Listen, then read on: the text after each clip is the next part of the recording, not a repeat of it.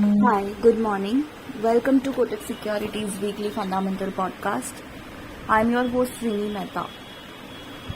Both the domestic benchmark indices Nifty and Sensex made new highs last week and posted weekly gains in excess of 1%. If we look at BSE Midcap and Smallcap index, they also gave positive returns, and FPIs continued to invest in Indian equities. Sectorally, if we see, BSE Bankex moved up by more than 3% last week. On the other hand, IT index underperformed the broader markets amid challenging macroeconomic environment. Infosys cut down its revenue growth guidance. For the equity markets, the focus next week will be on the upcoming US Federal Monetary Policy meeting. And we also expect stock-specific action to continue as the corporates continue to release their first quarter results. If we now look at the foreign investors' participation, FIIs continue to be net buyers to the tune of rupees 17,699 crores so far in July.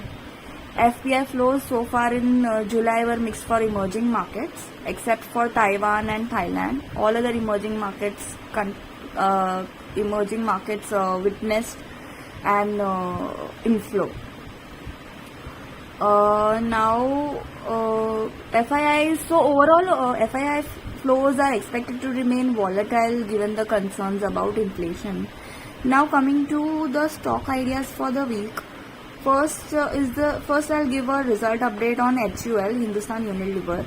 Hindustan Unilever's first quarter sales growth was below our expectations, largely due to weaker than expected print in BPC and F&R.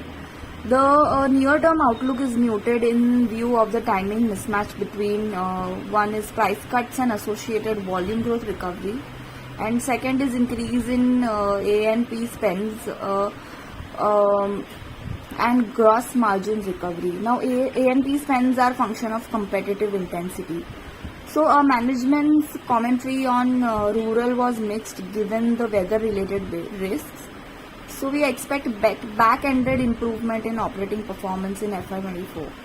We trim our FY24 to 26 EPS, that is earnings per share, by 1 to 2% and roll over and revise fair value to 2,835 from 2,750 earlier.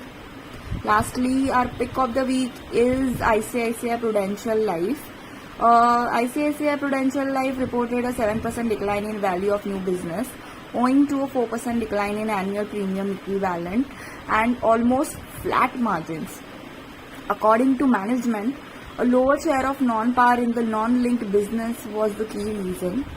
The protection business continued to see an uptick. June trends were encouraging. We remain optimistic with a constructive outlook.